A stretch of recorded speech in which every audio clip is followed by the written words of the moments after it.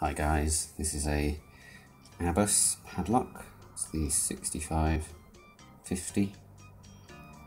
That's the keyway on it. Pretty nice. Has a working key. That's the bitting. Works nice and smoothly as you would expect from an Abus. Let's get it in the vise, see if we can't pick it. Okay, so pin side tension. And a standard hook.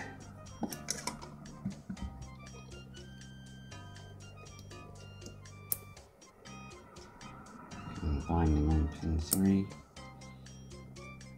And 2 counter rotation.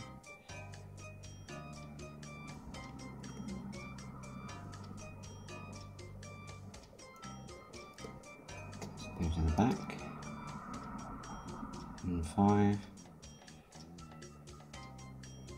counter rotation again, and 4,